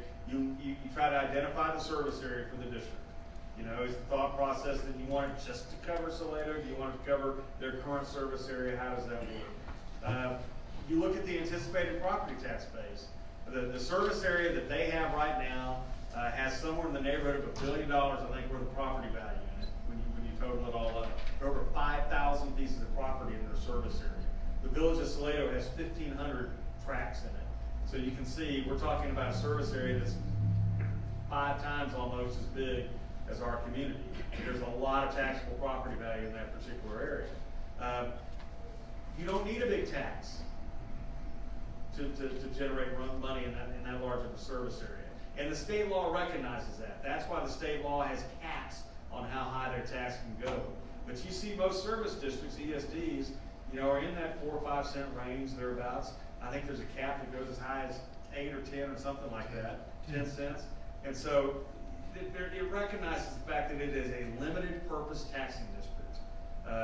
But the people are engaged in the creation of that process. So you look at the expected revenue off of it, and then you obviously look at what expenditures would be needed. Manpower. How much does it cost to fund a couple of firefighters? When you say I want 2 firefighters on at one time, that means you typically need to have 6 firefighters on staff because they do 2 on and 4 off, and they rotate through. So you've got cost involved. Now I can tell you something. Much like police officers, firefighters are expensive. There's a lot of luggage that comes with them. They're specialty personnel. So you've got that equipment. You know, I drive by that used vehicle place down here on the interstate, and I see the old broken down fire trucks that are sitting in there, and those were the days. But I can tell you right now, he needs a pumper truck right now. He needs an engine, basically, and that engine's going to cost him $350,000 to $400,000. A Quint, which is a higher grade vehicle, more multi-purpose vehicle, is almost $750,000. So we're not talking light pickups. We're talking real vehicles, and we're talking vehicles that cost real money, much like the manpower does. So then you compare the income potential to the probable expenditures. You also need to go out after you do your analyzation and gathering, and you need to solicit feedback from some key people. You need to go talk to the county judge and the county commissioners and get their thought process on this before you wade too deep into it. You need to talk to the county clerk because there's going to be a burden on that county clerk. Bellcat, there's going to be a role on Bellcat as far as getting this thing created and keeping it going from a tracking standpoint. The tax assessor collector we talked about. Affected emergency service providers. We're talking in Salado, Texas about this, and it's about the Salado Volunteer Fire Department. But there are how many other volunteer fire departments in the county? And so there are 10 other people, or 11 other people, departments that we need to be sensitive to, because what we do potentially impacts them. If we decide to move off the radar screen with the county may turn around and say, you do your own thing with them too, just like they're doing, and get off our plate. So you gotta be sensitive to the cause and effect impact of the discussions and the potential creation. The county may say, great, go on your own. It may plant the seed for others to do the same. But I've seen this happen in other counties where it got a little contentious after a few started forming and others weren't ready to form, and other parts of the county weren't willing to create the taxing district. And the county is saying, why are we paying that and they're paying that? The entire county is paying for those 3 that have failed to create their own districts and take care of their own backyards. So you've got some politics you've got to work through and some understanding. I don't know the current barometer of the court. We had these discussions with Commissioner Brown when he was still in office. I've had some initial discussions with Bobby about it. He totally understands what we're talking about. How the judge feels about it, how the rest of the court feels about it. Those are things that we need to feel them out and have those discussions with them, because they're going to be involved in the ultimate creation of this thing if it does happen. You need to identify whether there's an organized group of supporters or opponents. There's clearly an organized group of supporters out there. But I'm going to tell you, in this day and age, and just hear me when I say this, and that is, just as there are supporters out there, I feel very comfortable there are some people out there that when you start saying tax, they're going to go, okay? They're going to start saying, I don't want to create another taxing district. Here we go again. Even though it may lessen the burden on the county tax, because the county may not be having to pitch in as much to our department, or the village in the same situation. But then you get into that old political argument of, like taxes ever go down? So you've got some philosophical arguments to go through in the battle in that process. As you wade into this thing, you're going to need, and I strongly encourage you to engage a legal specialist to help develop and draft the necessary petitions and those type of things to make sure it is done right. You don't want to get down this thing and end up misstepping. There are a handful of lawyers in the state of Texas that are specialists in the creation of ESDs, and they're located in Austin, Texas right now. I can take you to them right now, and I know a couple of them right now. And they're not that expensive to form that district, but you need to engage them because they can work through the process and they know the intricacies of the law. I sat and watched the Intergovernmental Committee of the legislature the other day talk, and there's not a legislative session that goes by that there are not changes in that ESD law. And so you need to have them engaged from that standpoint. A petition is the key once you reach that point of decision, and that petition needs to be signed by people within that district, and then it is presented to the Commissioner's Court, and the Commissioner's Court holds the public hearing, and then upon determination and review of the petition and the public hearing, the decision is made whether to call an election, and an election is held. Once it's held, the initial operating board is typically appointed by the Commissioner's Court, and you typically appoint people from within that district that serve on that. This board will not appoint them. It's the Commissioner's Court that gets to appoint this situation. You walk carefully in it, but I think we're at that point where we need to start walking. I really do, from an administrative standpoint, and start thinking through this and start moving in the direction. And do you have enough time to get it on a November ballot if the support mechanism's there and the Commissioner's Court's on board and we see the public sentiments there? You might. I think August is the deadline to get on a November ballot. The key is this: there's a process and there's a petition process that has to be followed to meet the statute. And from a time and notification and those type of things, it may push it. You may not want to push it so fast to go to November, and you may want to do it right and get as much community support as possible and run this thing in a May ballot. From that standpoint, we can pull it off. But I think November would be your target date to see. They work. Here's how it works, if you don't know how they work. You're creating a taxing entity. The taxing entity would then enter into a service agreement, much like we have a service agreement to provide operation of the treatment system. You'd enter into a service agreement with the Salado Volunteer Fire Department or another fire department. I can't envision it being another department, but with a Salado Volunteer Fire Department, and you basically they would get paid from the district, and they would work through that process. The chief works basically hand in hand with the board, much like the administrator works with this board. It's an efficient process, it's a proven process. It's public money, their actions are public, their meetings are held in public, their books are in public. So there's nothing hidden on it, and it's something that the public should be involved in. There is a cap on the tax, and quite frankly, there are ways to deal with that, but again, it all engages the public from that standpoint. The district can be expanded, it can be modified, the boundaries, but it only happens with a vote of the public. So it really is taking fire protection and to the ground level and to the people. So that's kind of the way it's set up. Let me show you the service area. If I can pull this map up still. It's bigger than Rhode Island. It is bigger than Rhode Island. There's no question about that. Let's see. I'm not like it right now. There it is. See it? It's a significant area. I mean, they reach all the way out to the lake.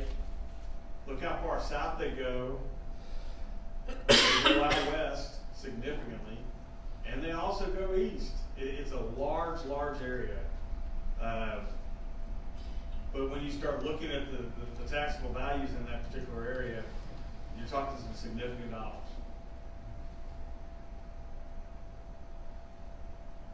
Shane's here if you want to kind of approach him and talk with him about it, and see his thoughts on it. I think tonight's just kind of the starting point of the discussion to see if you guys want to continue, and if so, we probably need to move forward with maybe an action plan to figure out, start making some contact with some people and feeling them out. Because I think there's probably some doors that are going to be knocked at the courthouse that we're going to need to sit down and spend some time talking to some of those folks about. I talked to Shane a little bit. Cool. Come on up, Shane. Amber, you're I think you were the lead vote getter in this election. So, what has this come up, or what's the undercurrent you're feeling out there with your folks? No, it's definitely something that's being talked about because I think it spreads the wealth a little bit, and I mean, we can, honestly, the way I see it and the way that, we've been hearing is you may get fewer donations, but it spreads the money across the board. I think ultimately we'll be more money. But do you think that, I haven't looked at the numbers, but just from this area and the taxable area, do you think you would have enough income to support that many paid positions, plus, have some coverage for the equipment that you're gonna need to buy? Yes, I think from our district, if we can get it passed through our service district, that we have enough in there. If the taxing is higher than lower, so I'm saying anywhere from the 5 to 10 cents area for the taxes, because you're looking at, if you do 2 24/7 guys, that's 6 guys full time. That's 3 shifts. So they work one day and they're off 2. So that would be 6 at an average of $45,000 per person. That's just payroll. And then your insurance, I've already checked in, it's gonna be about $25,000 a year for insurance, full insurance on everything. And then probably a little, probably administrator, doesn't have to be full-time or anything. But, I mean, you're looking at right there, $400,000 for that, just for those 6 guys and a part-time administrator. So you're gonna need to clear, I was gonna say 800,000 to 900,000 to really make it worth your time. Yeah, and then take in mind, our budget right now, it's increasing about 5% a year, and our budget right now is over 140,000. So that's almost 600,000 right there, and that's with nothing else. So I'm an Aggie and I also was close and did as little math as I could get away with. So what is that? Do you know how many people are in that area? I mean, have we done that math? is that number 6 cents or 8 cents or 10 cents or? Yeah, you should get away, you could probably get away with about a 6-cent tax, 7-cent tax to get there. You're at about, I think you're at a little over just over $1 billion in taxable value, looking at it, with 5,000 plus properties. So you could fund it. You could fund his needs, his equipment needs. You know, he may not buy outright. He may end up doing, lease purchase deals on trucks or however he does those, which is not uncommon. The manpower piece is going to be the big piece, though, and that's the piece. You're still going to have your fundraisers. You're still going to have some income outside of it and everything like that. But I think that to sell it, people need to know what's it going to cost me per. So what is, I don't know what 7 cents equals, but.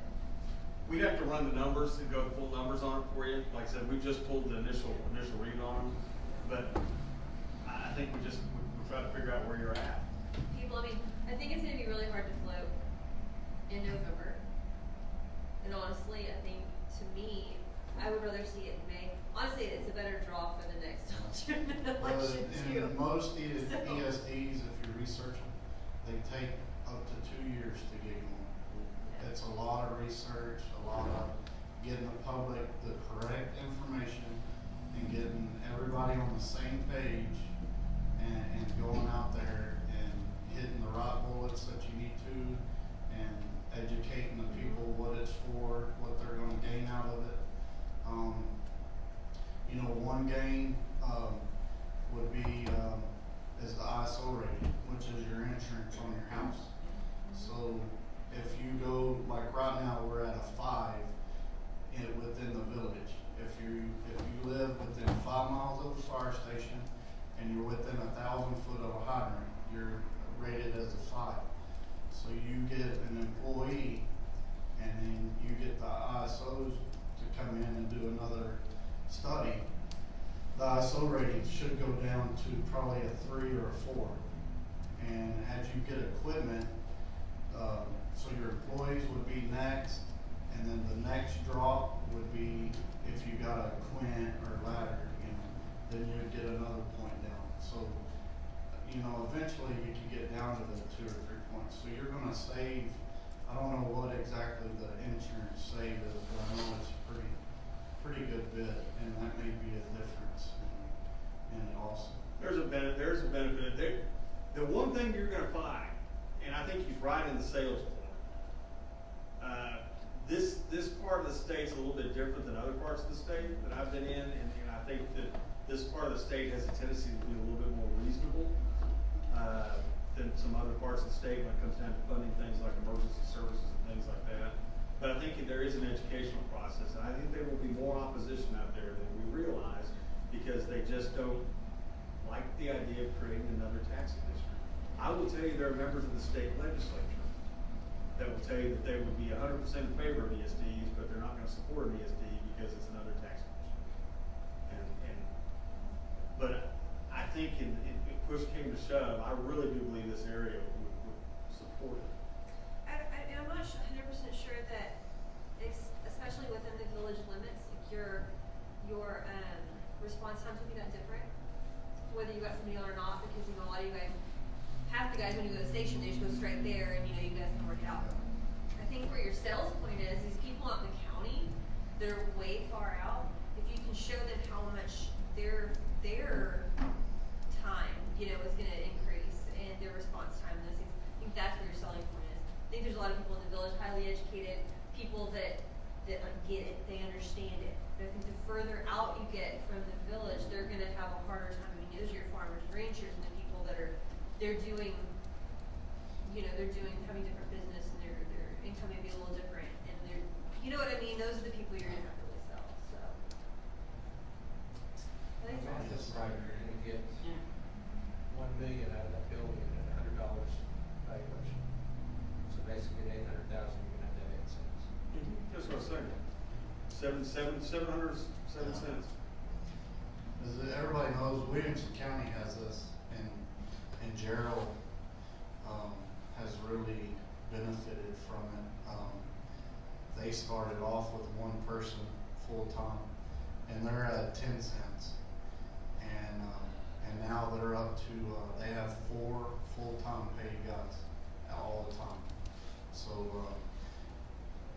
once this is established, as more housing comes in, you know, you get that increase, so you can start adding personnel or adding a piece of equipment that you need. They just got a brand new engine, and like I said, they're up to 4 personnel now. Only bad thing with Gerald, they run their volunteers off, and I don't want to see that happen here. So whenever they get called, it's literally the guys that are on duty, and that's it.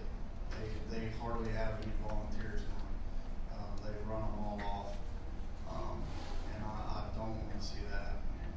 One thing we need to be weary of and watchful of, and I'm just playing devil's advocate, because I think, again, this is a good thing for this community, but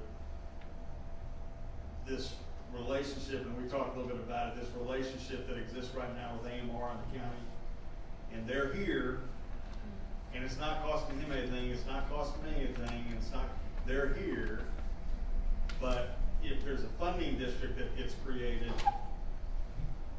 are they gonna say, we're here in the future if you pay us and roll us into that deal? And if you start rolling that in, that impacts your tax equation. Because the EMS services are not cheap either. But you know, that's gonna be one of the people, you know, to reach out to. We can go reach out to them. Absolutely. Kind of get their opinion on what they say and all that. But, I mean, it's, like I stated the last meeting, when I did my little report, it's, you know, it's getting to be time. You know, we're fixing to get close to making that 1,000 call mark a year, and, you know, it's getting tougher to cover all those calls. So I think it's time. Like you said, it may be pushing to get it in November, to get everything working correctly, but we'll see how it goes. But I think when we do get it, we need to get it and get all the points across correctly and make sure everything's gonna work to our benefit and not hurt anything, and make sure it's better. So. It may, go ahead, I'm sorry. No, you're fine. I just want to say, there's definitely a buzz and a momentum in the community right now. And there's gonna be a group of people that is gonna come out and go, whoa, we didn't know about this. But you've got the momentum right now, so I think it's a really good time for you guys to go and talk to these entities and get some hard and fast numbers. I think one of the first steps we need to make is we can run the full tax numbers and those type of things on the value, we pulled that data. I think one of the first things we need to do pretty quick, like in the next week, because I think we need to move, even if we can't make it November, we need to keep momentum. As she says, we need to ride the wave in. Mike's been on this, and it's been a big push up. I think we probably need to set up a meeting with you, maybe a member of the alderman, Shane, myself, the judge, and Bobby, and sit down and talk with them to get the feeling. And then it may go beyond that after that, to the point where there's a joint workshop between the board and the court to talk about that idea. Because I think we need to be sensitive to them, because they've got 11 other guys at the table that are going, what? And so we don't want to set them into a situation where they go, I'm not going to touch it because I don't want to get beat up. They need to understand where we're coming from, and that we're serious, and we don't want to do anything detrimental, but we have a concern in the condition that we're at right now. So if you're good with that, I'll schedule a meeting. And Mike, I think we get Mike, Mayor, you, me, Shane, and we get the judge and Bobby, and I'll set it up for next week. We can get it together. Shane, I'll give it. Well, I think it's a good idea. It's part of our growth. You know, we need this kind of future planning. I don't know if we can do it. Yeah, I think this is gonna benefit, y'all as the village. I mean, you can see the numbers right now, and there's no way that y'all could afford to have a paid department. So this is one way that y'all could, get a couple of guys on board and get that started. And then maybe one day, when Salado is big enough, it'll just roll right in, and the ESD will, be so big and thriving, it'll be two paid, fire stations, not one, but, I think this is a start on getting everything rolling, and I think it's time. How do you think the other fire departments would react to us doing this? I don't know, they tried to put the ESD into play 2 years ago and had a meeting on it, and it kind of went dead in water. Nobody showed up for the meeting. So, I don't know, maybe we're gonna be the lead people to get it going. Everybody else is, they may say, whoa, we need to try to do this. Can other districts, can other fire departments all get into this ESD thing and then have like sub-districts? Does it work that way? I mean. Typically you have your own, Yeah, you have your own, and as opposed to maybe forming, what you're talking almost like a countywide fire department. Typically they do their own thing, they're regional based on their service areas, because each service area has its own needs. Yeah, so Williams County, it's split up in the ESDs. You have like 1 through 10, and each ESD has a board, and they go to the main board and ask for a certain amount of money for Gerald and a certain amount of money for Florence, but they pull from one pot. And I was against ESD back when the county was talking about it, because they were talking about doing a ESD as a whole, and they were talking about taking all the tax revenues from the entire county and splitting it up. Well, when we're covering 3 times the district as somebody else, and they're gonna be getting brand new apparatus or different stuff, I just didn't think it's right. I think our tax dollars need to stay in our fire district. See, where and Hays not County, go to other. in Hays County, they have separate ESD fire districts out there, but they did basically a countywide, with the exception of Wimberley, they did a countywide San Marcos Hays ESD, and there was a real boundary issue to try to move in and out. People said, wait a minute, I want to be served by Wimberley, I'm closer to Wimberley, and those kind of things, and there was a give and take, but they basically did a countywide deal with an EMS process as opposed to fire, and it worked. I mean, there gets to be some territorialism because there's dollars involved, and you just work through that. Okay, John, what I'd like to suggest to you is go along with what you just suggested. Let the committee take a look at this. Let us get our facts together that we understand what we're about to do, because we're going to have to answer a lot of questions. So if you want to meet next week, that's fine, and we'll begin to do this. My personal opinion is that we've got to have our ducks in a row on this one. Really big time. And I personally think haste makes waste, and I think if we try to push the November thing, we're going to be in trouble. I would really like to do it very, very well, and in May, have this thing done, and know where our votes are, and what people are thinking, and it's not something that we rush into. No, and you, like I said, you may be stuck on a countywide calendar since it's a county election that's calling, so you may be stuck on a November day, so it may be November the next. But I think if you don't set the date, I agree. I don't think you say let's just get it done. We can get it done. I think you target a date with the understanding you may not meet that date, but at least you're moving in that direction. So we can do that absolutely. And I agree with what Amber said. Salado's a progressive thinking community. I really think they understand that we can move forward, maybe even convince them to be able to Cool. Okay. 2 things down on this function, by the way.